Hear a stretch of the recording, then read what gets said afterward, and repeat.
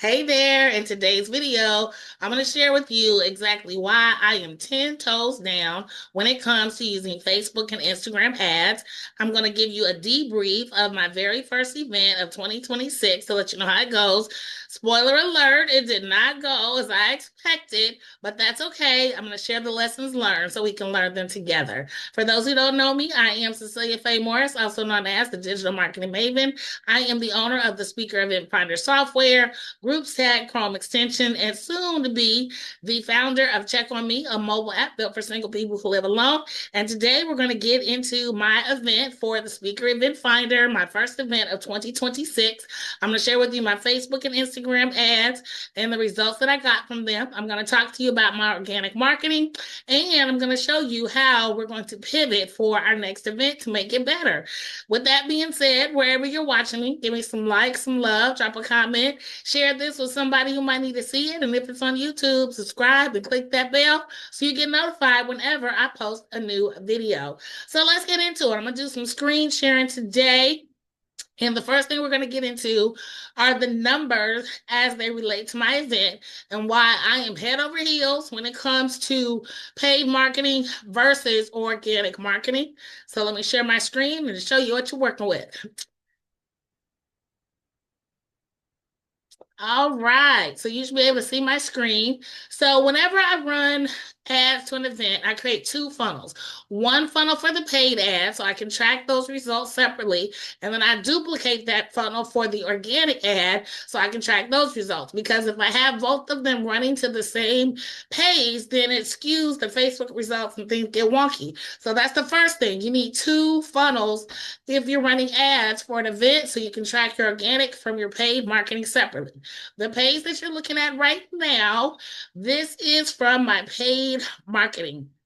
As you can see, we got 553 unique people, 213 signed up with an opt-in percent of 38.52%. That is really, really good. Industry standard is about 20%, so I'm almost double that. What that means is they like what they had to say, what I had to say. What this looks like inside of my Facebook ad is here. Now, I know you're like, well, wait a minute. Facebook says 231, but your thing says 213. That happens. It's okay. Don't get weirded out by it. It's no big deal. At the end of the day, the results are what matters. And as you can see, I tested out 4 different ads before I found the winner. The first one and the third one were the ones that were my money makers, and that's where I put the bulk of my ad spend. While I'm here, let's talk a little bit about these numbers, right? So this one was 75 out of 187. So 75 divided by 186, 187. So that had a 40% opt-in rate. So that comes in at 40% from my Facebook ad. This one was 142 out of 277. 142 divided by 277. That's a 51% opt-in rate. So you might be like, but wait a minute, your page said it was only at 38%. Well, that's because of the other ads that I was testing. They brought that percent down overall, but still very, very good when the industry standard is around 20%. So that's what I did when I was running my Facebook ads. I had 4 different variations. I picked the top two because they were going to 2 different audiences, and those were the ones that I ran with. And I ran this ad from January 5th through January 22nd. Something else to point out, look at these click-through rates, 2%, 1.86%. Usually industry standard is around 1%. They say if you get 0.8, 0.9 is good, but here you can see I am well above 1% and at 2% for my click-through rate. What this tells me is that my message and my audience match, which meant the people that I wanted to talk to, I was talking to, and they liked what I had to say. The fact that I had a 50% and a 40% opt-in for these two ads also tells me that they liked what I had to say. So how does this compare to my organic marketing? Well, here's my organic marketing. Also did very, very well for the time period at a 42.98%. However, the organic ads took a lot more work. Because of the organic ads, I had to send emails to the people on my list, and I also had to send text messages as well to the people who I had their phone numbers, letting them know, hey, I got this event coming up on the 22nd. If you're interested, sign up. So this organic ads, which is really, really good, it still takes a lot more work than what it takes to let Facebook do the heavy lifting for me. So with that being said, I got 49 here, 213 here. So that's like what, 262? 262 people who signed up for my event. Pretty cool if I say so myself. But let me tell you, what had happened was, my software broke. So the Speaker Event Finder is my newest software, and what it does, it helps speakers find the right stages for their message. They enter in their information, such as their bio, their speaking topics, their content links. Then they pick the type of events that they want to speak at, whether it's live or virtual, or live and virtual. And then they pick where they want to speak. So is it US, Canada, or Europe? Do you want to look at all of the US, or do you want to look at certain cities? Do you want to look just around 200 miles from your hometown? You put in these variables, and then you pick your event size, anywhere from 100 people to 1,000 or more. And then you hit search, and it goes out and finds the event. So we've got over 40,000 events inside of our software. So, and we've got over 50 industries listed inside of our software. So you pick your industry as well. And what happened on Thursday was that the updates that I made to the software over the Christmas holiday, one update was we added 1,500 companies that have paid for speakers in the past, whether it's a keynote, whether it's a panel speaker, whether it was an intimate event to be on their stage. They have certified paid for speakers in the past, and we curated a list of over 1,500 companies that have paid for speakers. So that's one thing we added to the software. The second thing we added to the software was podcasts, because there is live and virtual, and they're listed on event sites, but then there's also podcasts. I mean, podcast is like a huge thing. So we added a podcast database to our website. Well, I tested it for, is it giving me these companies that pay for events?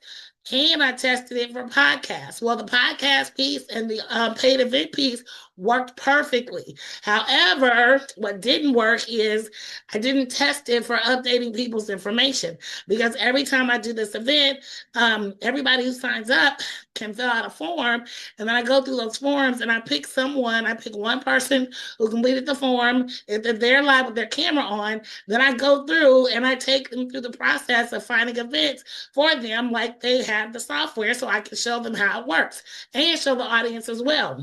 Well, wouldn't you know it? Making these enhancements and these updates broke the software.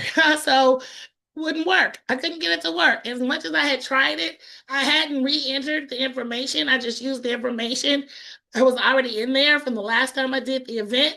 So when I went to update the information for the person that was on the event, I could not get it to take.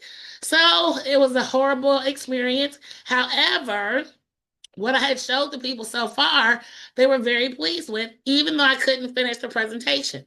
So I politely ended the presentation by thanking everyone for their time, letting them know I would get the bugs fixed, and then we will circle back and do it again. I was mortified, but never let them see you sweat. And then when I woke up the next morning and I was checking my CRM, I woke up to stuff like this.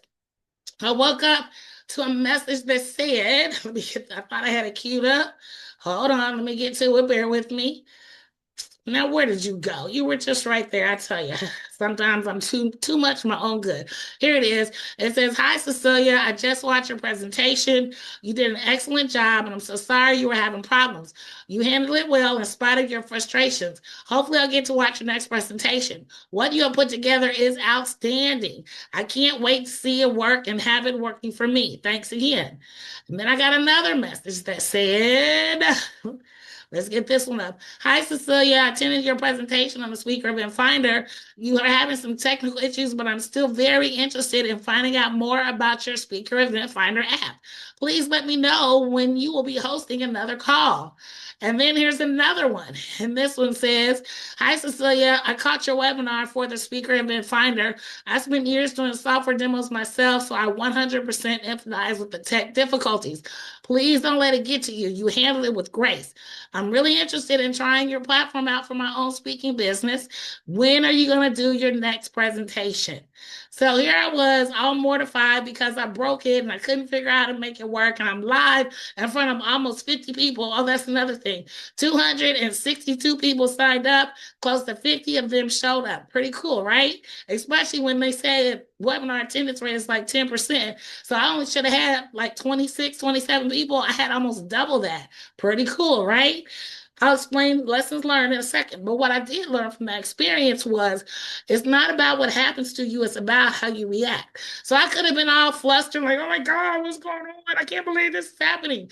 But instead, I took them as far as I could with what I had, apologized for the tech difficulties, and let them know that I would get this fixed and I would notify them for the next event. And when I woke up to messages like that, that's just three of like a ton of messages where people were like so thankful that I put this together and wanting to know when I'm going to do it again. So that's what happens when one, you have a product that people want. Two, you present yourself in a way that people still want to follow you in spite of the tech difficulties. And three, when you have a full stack development team behind you that you know is going to fix the problem most expeditiously. We met on Saturday. We figured out what the bugs are. They're on holiday Monday. They're supposed to let me know Tuesday when it's going to be good to go. By the time you're watching this video, I'll have my next event scheduled for the Speaker Event Finder. So, lessons learned. Follow up, follow up, follow up. No, did I say follow up? And then acknowledge the difficulties. Don't sweep it under the rug or sugarcoat or try to act like it's not happening, because by acknowledging the difficulties, that gives you a human factor that people know you're a real person, that shit happens, right? And the thing of it is, one is what happens to you. Two is how you react. If you react in a way that is empathetic and professional, people will not only sympathize, but they'll still follow you down the yellow brick road. Case in point. So, lessons learned, this experience, always test the software, test everything. Even if you're not changing it, test everything, because that could have been avoided. But lesson two is the fortune is in the follow-up. So if I hadn't followed up with these people, thanking them for their time, letting them know that I'd be back, then I probably might not have gotten the same reception as I did from the people who were there live and which witnessed the fiasco.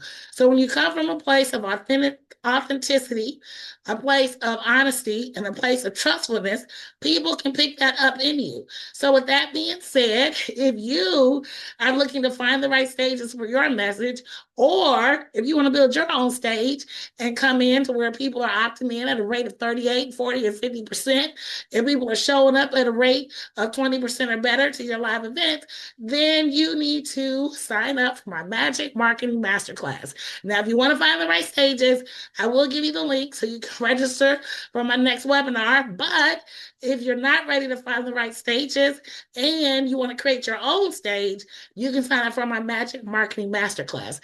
And with the Magic Marketing Masterclass, you will learn how to master AI genius and content marketing. Magic marketing for short.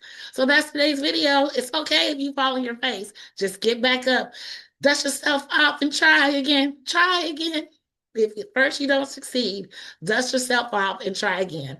Thank you for watching today's Wednesday Wisdom. I am Cecelia Faye Morris, also known as the Digital Marketing Maven. And wherever you're watching me, give me some likes and love, drop a comment, share this with somebody who needs to dust themselves off and try again. And if you're watching me on YouTube, click that bell, subscribe, and click that bell so you get notified whenever I post a video. Thanks for watching. Bye for now.